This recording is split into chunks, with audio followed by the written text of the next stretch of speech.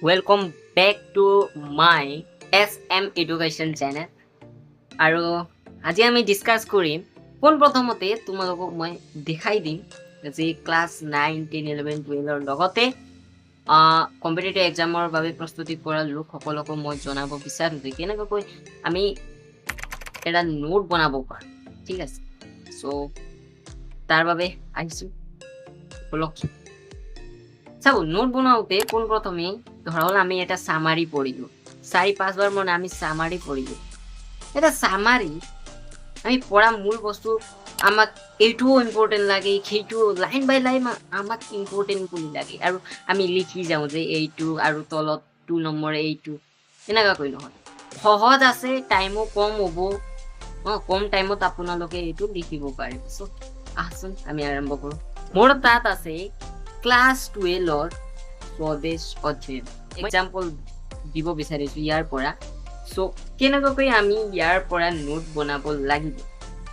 চ' মই ইয়াত দেখাবলৈ খুজিছোঁ যে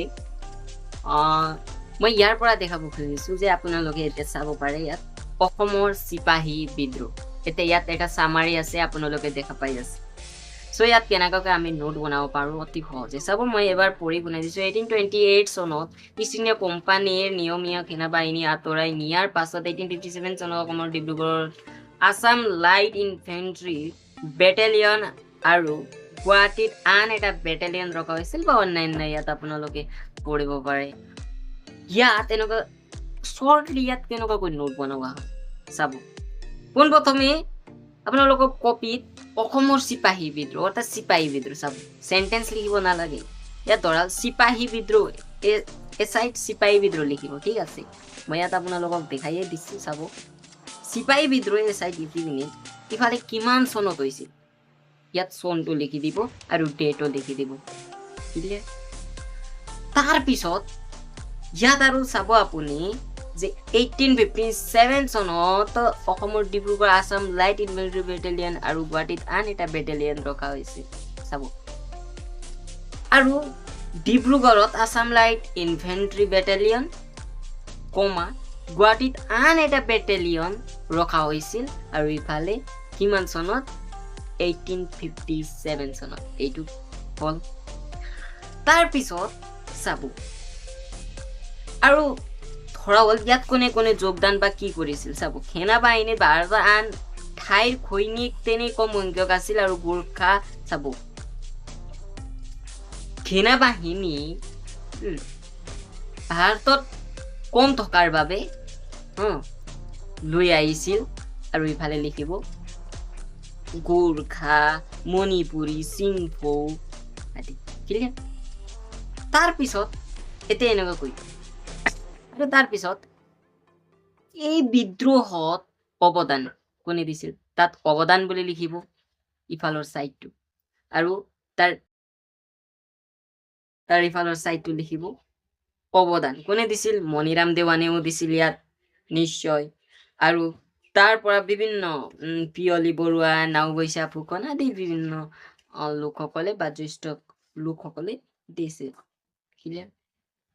আৰু এতিয়া ইয়াত এটা কথা মন কৰিব যে ইয়াত কি ঘটনা হৈছিল, বা ইয়াত চাহ মণিৰাম দেৱানে কৰা চাহ বাগিচা নাম ইফালে লিখিব, কি নাম আছে।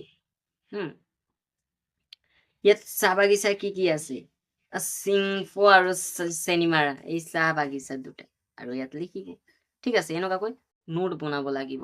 আচ্ছা, গম পাইছে এনেকুৱাকৈ নোট বনাব লাগিব। আচ্ছা, এটা কথা আমি জানিলো বাৰু। আৰু আন এটা কথা কি যে আমি পঢ়োতে কেনেকুৱাকৈ পঢ়িব লাগিব। চাব, মই আপোনালোকক তাৰ বাবে মই এক্সাম্পলৰ বাবে এটা বুক দেখাবলৈ খুজিছো। এইটো আছে, ইয়াৰ পৰা মই আপোনালোকক দেখাবলৈ খুজিছো। মই ইয়াত লৈছো, ইয়াত চাব আমি সহজতে আৰু বেছিকৈ কেনেকুৱাকৈ পঢ়িব পাৰিব কম দিনত। বহুত ষ্টাডিটো কৰিয়ে থাকিব। ইয়াত আপোনালোকক মই এটা MCQ দেখাবলৈ চেষ্টা কৰিছো। চাব, ধৰা হ'ল ইয়াত এটা কুৱেশ্যন দিছো মই, মণিপুৰী নৃত্যত ব্যৱহাৰ হোৱা বাদ্যযন্ত্ৰৰ নাম কি। চাব, ইয়াত 4টা অপশ্যন আছে।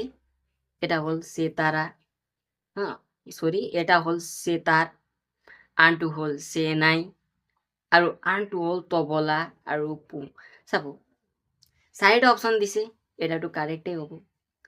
আপুনি হয় কাৰেক্ট এনচাৰ জানিছে আৰু ধৰা হ'ল এ কাৰেক্ট হ'ল ইয়াত। চাব হা বিটোৰ কোনটো ষ্টেটৰ কোনটো ৰাজ্যৰ বাবে ইয়াত ব্যৱহাৰ কৰা হয়, নৃত্যৰ বাবে ব্যৱহাৰ কৰা হয়, গম পাইছে না? এইটো ক'ত আপোনালোকে এইটো হয়তো গুগলত চাৰ্চ কৰিব পাৰে, নহ'লে চাট জিপিটিত চাৰ্চ কৰিব পাৰে, বিভিন্ন। আৰু তবলা কোনটো ষ্টেটত কৰা হয় বা কোনটো ষ্টেটৰ নৃত্যত ব্যৱহাৰ কৰা হয়? পুং। এনেকুৱাকৈ কোনো এটা কুৱেশ্যনৰ MCQ এটা কাৰেক্ট, তিনিটাৰ কি হ'ব এইটো আপোনালোকে চাৰ্চ কৰি কিবা কৰি জানিলে সহজ হ'ব।